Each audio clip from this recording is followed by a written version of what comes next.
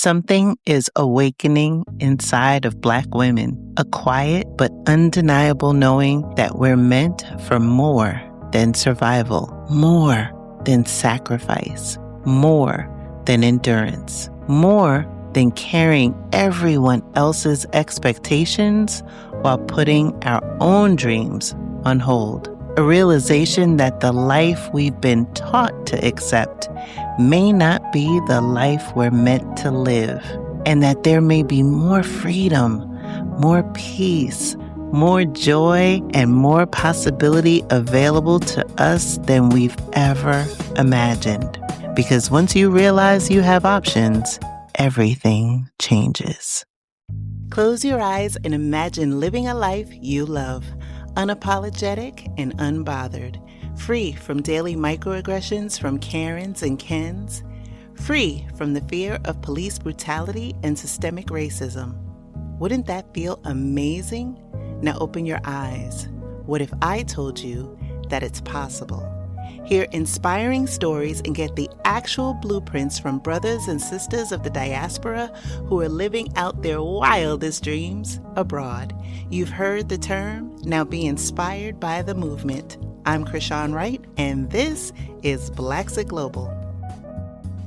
Y'all, I'm back on the mic, and I am excited to have this conversation because I don't often get a chance to talk to someone who has repatriated to the U.S. and is getting ready to go back abroad. It would be helpful for those of you who either have been thinking about repatriation or want to know more about that process and taking breaks while you're on your move abroad. I thought, who could I have this conversation with? And guess who popped up in my DMs? None other than Melanin Madrid herself, aka Traneka René, who is joining me today from Houston. And we are going to talk all things repatriation in Spain.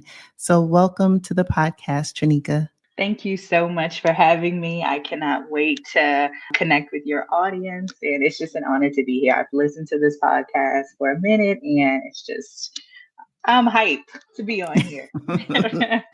Definitely hyped to have you on. Traneka is an exceptional content creator, entrepreneur, global strategist. And so I want to start with your origin story because I just find it so fascinating. So if you could share with us your beginnings. I am from Houston and I moved to Spain, but my journey to Spain actually really started with the realization that I wasn't truly living, that I was just surviving. And I was, like I said, I grew up in Houston, Texas. And in 2011, I actually moved to South Korea first. And that was something that completely shifted my perspective. I saw that life could be more simple, healthier, and more balanced outside of the US, just for me personally. I think the US is one of the most stressful places to live. Actually, studies show that 83% of US workers suffer from work-related stress, and 1 in 5 adults experience a mental illness each year. And so among Black women are 50% more likely to experience intense stress and anxiety, often due to a combination of racial, economic, and gender-based pressures. And so fast forward to 2016, I moved to Madrid and it really felt like home. But it felt like home because of the community that was around me. We had like a squad. When I say we had a squad in Madrid, it was a squad. And Spain really gave me like peace, safety, and balance. And those were things that I didn't realize that I was missing. And I wasn't constantly stressed about work or just existing in like some spaces that I just didn't feel so welcome. And I think the slower pace of life, affordable healthcare, okay, and the strong sense of community really made me rethink everything I knew about success and happiness. So that was really special for me. And then that's when I created Melanin Madrid, because I was like, yo, I love all of these people from South Africa, people from Guinea, people from Senegal, all, people from, of course, the US and the UK. Like all of us were just, coming together on one commonality, that we were Black and we were just trying to make it abroad. So it was a beautiful experience. Wow, that is amazing. And I didn't realize that you had spent some time in South Korea. And Yeah. so, you talked about those stats earlier of the anxiety and the pressures that we experience living in the United States and how we over index in those as Black women. And there's been studies that have talked about racial weathering and, Mm-hmm. microaggressions and other things compounded by other racial inequities. So for you, was some of that the impetus for the move to South Korea, or was there an opportunity or a longing? I'm just curious. When I graduated from college, I was just doing a lot of things that just didn't feel right with my spirit. I was like, this is not me. I'm not supposed to be like working at a call center. No shade to anybody that's working at a call center because these days any way to make a living is making a living. Okay. But I was like, this is just not my life. I feel like I was meant for so much more. I was meant for more inspiration, more interactions, more energy. Like I was meant for so much more. And as I started to examine all of the things around me, I was like, I need to be in an environment that's going to stretch me, that's going to stretch me in ways that's going to help me grow and become a better person for the future. And so that's why I decided to move to South Korea. And oh my God, it was so hard at first because I had never been outside of the US. Well, I think I had been to Mexico before, but like every Texan has pretty much been to Mexico before. So, I had only just been to Mexico, and then I was going to a place where the culture, where everyone's, it's homogenous culture. Everyone is literally Korean. So that was very shocking for me. But it was one of the best experiences of my life. And, I just went because I was looking for something different. I was tired of being around the same things all the time. So yeah, it really helped me grow. And I'm so grateful for that experience. Even though it was really, really hard, it really just transformed my life in the most beautiful way. And as we were having this conversation, I'm just coming back from my time in Asia where I spent Hmm. in Thailand and Vietnam. And, I have not yet journeyed to South Korea, but it was interesting as I reflected on my time, particularly in Vietnam, where, there's a language barrier, there's the characters are different. It's not like I can intuitively kind of figure out where I am based on, what I can see and perceive around me. I could just imagined as you were talking about being in a homogenous society where you don't speak the language and being thrust upon you. It's interesting because I wonder your feelings about this. It's like being stretched in different ways really shows you what you're truly capable of. Yes. Yeah. And I think that biggest lesson that I've learned that moving abroad isn't just about changing locations. You definitely have to change your mindset. You have to Mm. shift your mindset because I think a lot of people move from the US because they want to escape something. They want to escape racism. They want to escape burnout. They want to escape financial stress. But the truth is, moving to a new country doesn't magically fix everything. I think that's a misconception. You have to shift from survival mode to thriving mode and be proactive in building a fulfilling life abroad. So even Spain, like it wasn't a utopia. Like there are challenges, but the key is learning to really just adapt. You have Mhm. to adapt and integrate and as best as you can and embrace your new way of life. When you made the decision to move to Spain, was Madrid the first city that you chose?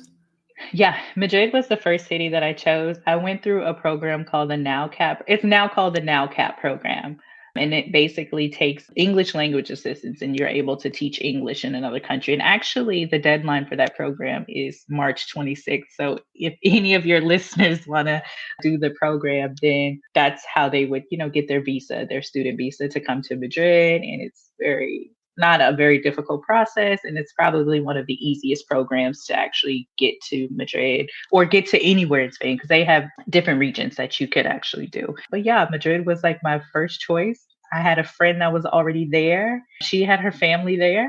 We both went to the same like middle school and high school together. So we knew each other. And so yeah, she was like, you should come here. It's great. And I was like, oh, okay. And I had already been obviously I had been in Korea and I was like, I don't know if I could take living abroad again because it really just takes so much out of you. But Spain was a lot different. Like if I felt like if I could handle Korea, honestly, I could handle pretty much anything. Not saying Korea was a bad place. Korea was an amazing place, but it was just so and I didn't have the maturity, like I was also like what, 20 24, 23. So I wasn't as mature. Then I went to Spain. And I mean, I still wasn't as mature, but I just, I was a little bit better off. And I could see myself reflected there more than I could in Korea. So that it made it a little bit easier. So when you went to Madrid, did you at that point know Spanish, or was that something that came later? Listen, I had studied Spanish. It was my minor in college. And I had a great, like, a very diverse, like, teacher, staff, professor, like one from Costa Rica, one from Argentina. So I was like familiar with a lot of different accents, but I was not familiar with that Spanish accent, and I thought I knew a little Spanish, but I like really didn't. But now I'm a lot better. I'm not completely fluent, but I definitely, what I'm saying, like I get around and do well. We'll be right back. Building a life overseas is about more than just choosing a country.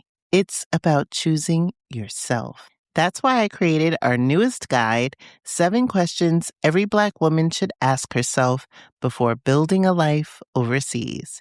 Get your free copy through the link in this episode or visit blaxitglobal.com. That's how I feel with my Portuguese. My goal is not fluency. My goal is to be more conversational. I feel like I'm still a bit transactional, but understanding more of my environment. I think that's what makes the big difference. Right, exactly. In Spain, it is very helpful to obviously speak Spanish. You should try. And the beautiful thing is, it's pretty close to Portuguese. So I think if you understand some Spanish, you can understand a little Portuguese. I was doing pretty well in Portugal, but also Portuguese people, especially in like Lisbon and Porto, I feel like they speak English very well. I was really surprised, like when I went there, I was like, wow, they really speak English very well. Yeah, definitely Portugal has been a soft landing for my first country abroad. It's definitely helped that I can get by. Where I live in Portugal, I've specifically chosen a neighborhood that there aren't a lot of English speakers, just to get me to speak more Portuguese. And then when I go into Lisbon proper, then, I can just kind of navigate from there. So at least I'm using it every day, which I think helps. It sounds like because you saw yourself, using your words, reflected in the community in which you were in Madrid, is that what served as the impetus to create Melanin Madrid? Yes, but I feel like I also want to mention something that Afro Spaniards have. So it's called Espacio Afro, and it's really an incredible like initiative and space that they have. They have different workshops, they have different resources for like the Black community, for Afro descendants in Spain. So we started Melanin Madrid. We would sometimes partner with them, and so it's just a great experience for all of us. Like Melanin Madrid is coming up. We started out as a community, and we were just like, oh, we just get together and do different things. And since then, we have expanded. So we are a community consulting and resource hub, and we help people move and thrive in Madrid. So we help a lot of English teachers. We help digital nomads, and we also help a lot of study abroad students. Yeah, we offer something called a Move to Madrid course, which is like a step-by-step guide to covering visas, housing, legal paperwork, and cultural adaptation in Spain. We have something called our Spain Connect membership, and that's like connected to the course. And we help members with support with landing remote jobs and just navigating life in Spain. And then something new where we partnered with the Spanish Embassy. So that's something we're really excited about.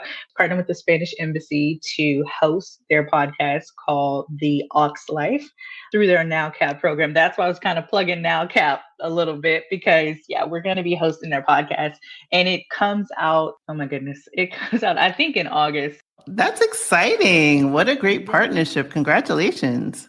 Thank you. We're excited about it, and we're just excited to grow, to get our message out, because, we believe that moving abroad, especially to Madrid, shouldn't have to be a struggle. And a lot of people just, they want to romanticize moving abroad. And I'm like, Financially, you need to be on point, and that's one thing that people don't really realize, like the cost of living in Madrid. Yeah, it's 47% cheaper than New York and 35% cheaper than like cities like Houston.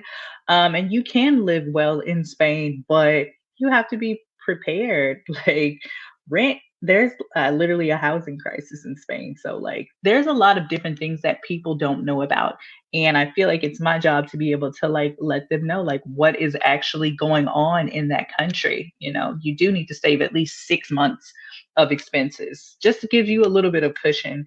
Have an income plan, and we help you come up with that income plan. We help you get yourself in the mindset, not only about culture, because there is a cultural aspect. These are different people, not in a bad way, but it's different.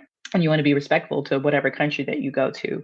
But yeah, so we help with all of that, finances being like one of the main components of the Move to Madrid course. So I know when you initially went to Madrid, it was your friend was like, "Hey, come to Madrid." But like, what made you want to stay there? Really, it was the safety, feeling safe and just feeling free. I don't think people really realize what feeling free feels like. You know, in the US, like I don't want to have to look over my shoulder, like being a woman, like having to look over my shoulder and being like, okay, this, like, oh, I can't go here. Oh, I can't do this at night, or I can't do this. Safety was a big factor because I want my nervous system just to be like, calm and just, I want to be able to glide and float through life. And I feel like in Madrid, it allowed me to do that. I didn't have to worry about danger, gun violence, or anything, people coming into places with guns. And also just like the community. Like Spain is a very communal culture. You know, the US is a little bit more individualistic where, everyone is kind of looking out for themselves. I like that my neighbor knows me, or I like that my neighbor is a little nosy because she was very nosy. But it's fine, it's she want to get in my business. That's fine because she's gonna also look out for me and get my Amazon packages when I need them as well. Will she probably open it a little bit and tell me what I had? Okay, yeah, she was an older woman, but that's fine. No, but yeah, so I think the safety was a big thing, and also just being around people like-minded people. It felt so good to be around people that were actually maybe considered outcasts in their own country. And I'm like, oh my goodness, we have a group of outcasts here, and we're like supporting each other, loving each other. I actually had a friend. His name is Justin, one of my really good friends back then. He worked on The Lion King. Yeah, he was from South Africa, very talented guy. So we would go support him and go see his show, on Broadway in Madrid. So it was amazing. Yeah, that's the thing that I love about being in Europe. The other day I was like, oh, you know what? Let me go to the museum. And I spent a couple hours in the museum. And these were things that I used to do in the States maybe 20 something years ago. But so much had changed where, Hmm. there's so much hassle or expense and, Oh my God, to, yes, to get somewhere to enjoy it. And then to your point about the safety factor, that's, you don't want to be in a crowd. You don't want to be, where you can potentially become victimized. And yes, so all of those things are taking mental space in your yes, mind and detracting absolutely. from being in the present and the lived experience.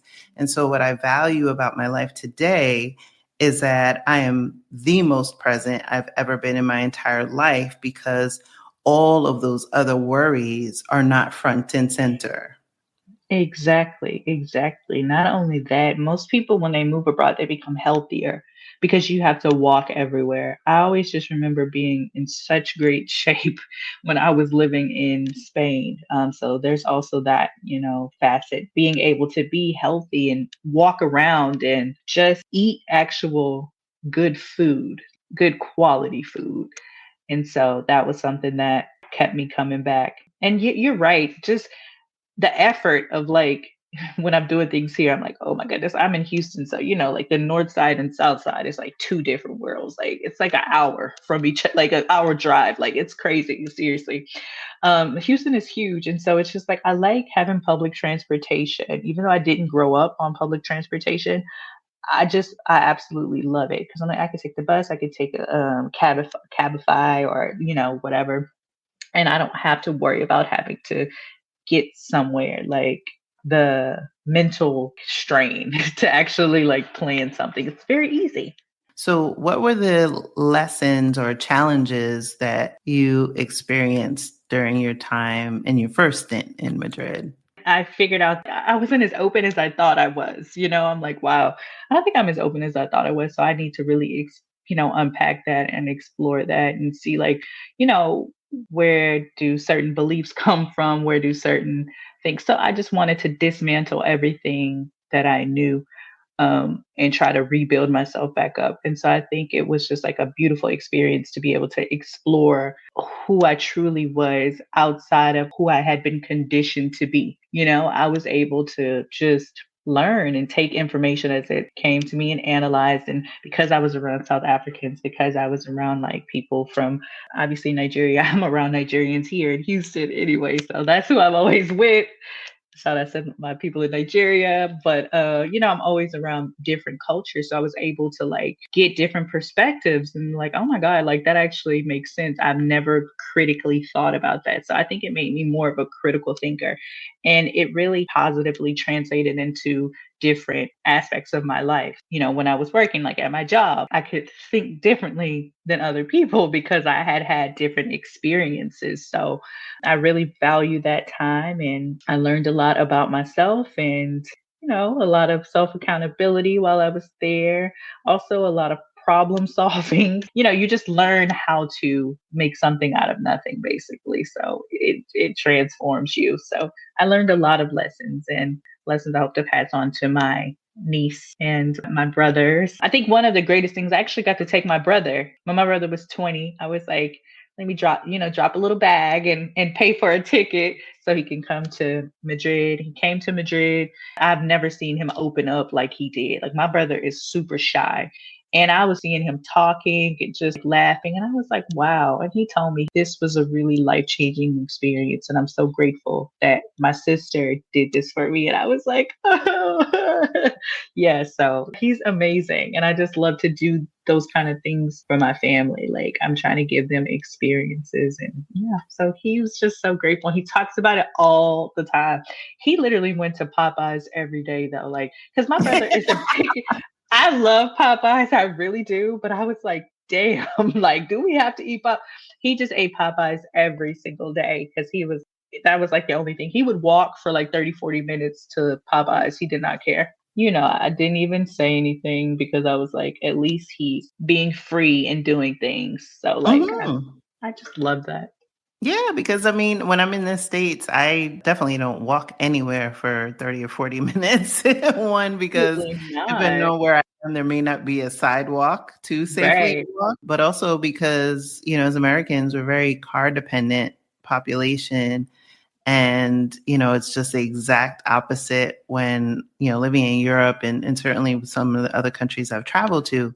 And I commend you for bringing your brother out there and just being able to bear witness to that transformation, because that is something that's going to stay with him for the rest of his life. Yes, it was a very powerful thing. And it was so funny because like he was like kind of like hanging on me and hugging me. And I was like, my brother like never hugs me or anybody. Like he'll hug my mom, our mom or whatever. But he was just like, and I was like, what's this? He was just like, I'm just happy. And I'm like, oh, you're so sweet. He's a very sweet kid. Oh, he's not a kid, he's a man, but he's very he's very sweet. And I hope to do it for my other brother. He's a wild child.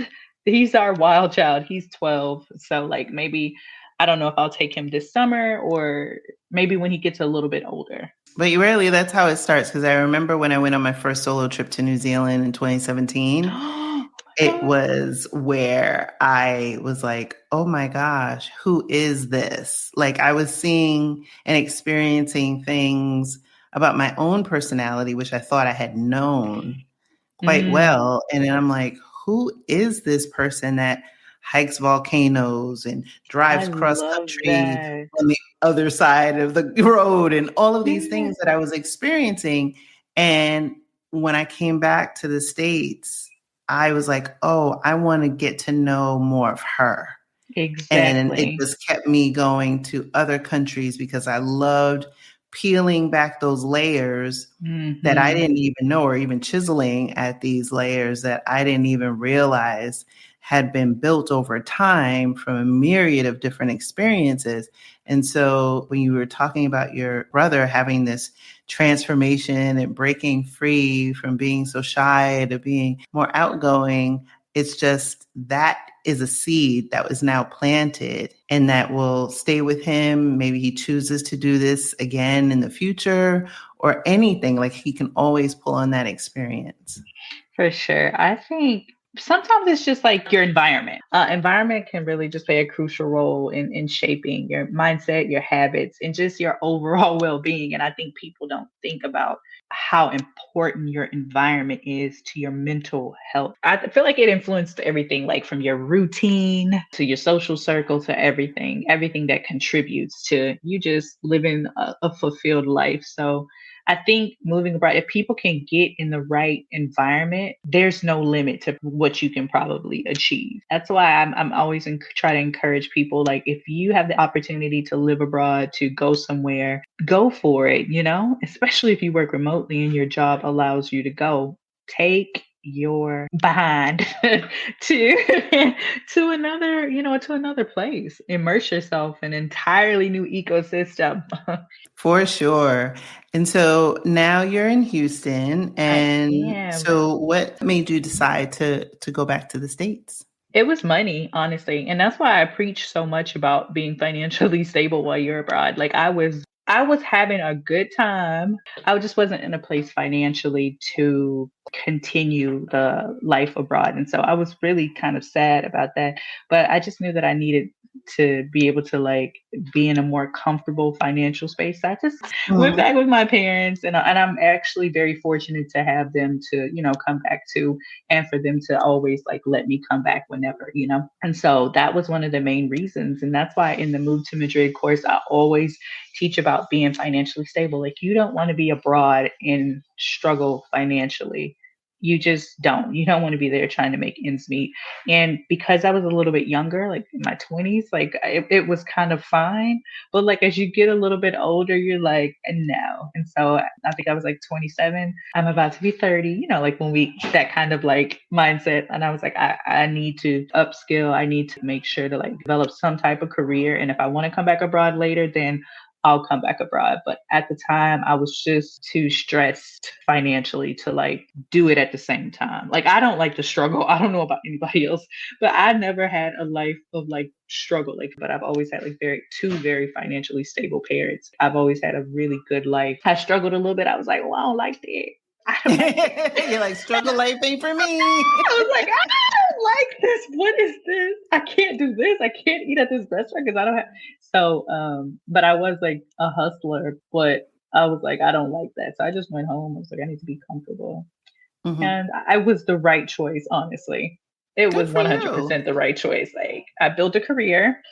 I'm in ed tech, and I have like a career, a solid career. And so I'm like, okay, now I can, have a remote job and live abroad and actually be good, because money is important. I don't care what anybody says. Yeah, They say it's not, absolutely. they lying. So how has Yeah. that transition been? I know you said you were grateful that you had financially stable parents that could be that, safe space for you in your decision coming back. You have a career. And Hmm. so how has that transition been from, the life that you led in, two very different countries to Hmm. now being back in the States, particularly with the political climate the way it is? Oh boy. The transition has been very, very difficult, but I'm like fortunate, like I said, to have like very supportive family, and I have like great cousins. And so like a lot of the time that I spent transitioning back here was like a catch up between like me and my cousins, because me and my cousins are really close, and a catch up between me and my sister and my younger siblings. I have a sibling that's 12, and I also have a niece that's 14. So it was just a catch up and allow me to like plant some roots here, like even if I'm not going to be here, but I still want people to, my family to remember me and like in a way that's like, okay, her time here was still impactful, if that makes sense. So the transition, like I said, it was very hard because of the different mindset. But it has made me become a lot more isolated. And COVID didn't help one bit because I'm actually just getting out to like do things. I'm talking about like this podcast, like a lot of different things because I've stayed hidden for so long. And I really think that maybe the US has something to do with it. It's me. I just feel a little bit more isolated here. There's a little bit more effort to make friends. And like it's different. Sometimes the relationships are here a little bit more transactional. I'm just not that type of person. If I genuinely like have you as a friend, you're my friend. Truly. Like I'm going to show up for you and different things like that. But I think that's the difference. Transitioning from like a community, like a more communal culture to like individualism. That's has been a transition for me.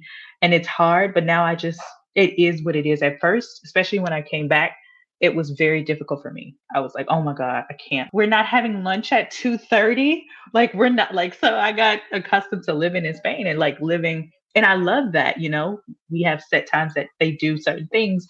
And then I came back here and that was very hard. I probably was even depressed, honestly, when I came back. It was very hard. But as you get older, it is what it is. I can take what I learned from Spain, I can take what I learned from the US and kind of like merge it together and that's just how it is. But, we do have the power to create our own reality. This is my reality now, but that doesn't mean it's my reality in the next 3 months. So as you start to think about time in the US and making those adjustments and, family connections and things like that, where do you find your calling is to explore in another country? What's pulling at your heartstrings? I think it's just when I created Melanin Madrid, like the joy that I felt. I want to kind of experience that again. I can have joy anywhere I go, to be quite honest. But I think just that lifestyle is what's really pulling at my heartstrings. I like having a routine. I used to like resist against routine. Like when I was in my 20s, like I was like, oh my goodness, like no, I like not knowing what I'm gonna do. But like when I was abroad, like I literally did the same thing every day. And I like this, like I get up, I go, you may go to Pilates, you may go to like your cycling class, then you go for a coffee because you always have to stop for a coffee. Okay. You just always have to. I think just the lifestyle and the freeness and the just, how great I feel, just physically is what is really pulling at my heartstrings, if that makes sense. Is it a return to Madrid or another part of Spain or another country? I return to Malaga or Barcelona. I just want to move somewhere where there's water. That is so cool. I'm excited for you. I'm excited as well. Hopefully I can Wow. see you because Portugal's right up the street. It is down the block and around the corner. And the ears. Well, Traneka, I've enjoyed this conversation. So where can people find you and find out more about your offerings? Sure. So you can find us on Instagram at Melanin Madrid, and you can go to our website at www.melaninmadrid.com. Be added to our mailing list. We have a lot of cool things coming up. The Madrid course is out right now. There's also our Spanish Connect membership where you can get a bit more insight information into how to make the move to Madrid. Awesome. Thank you so much for being a guest on the Blaxit Global podcast.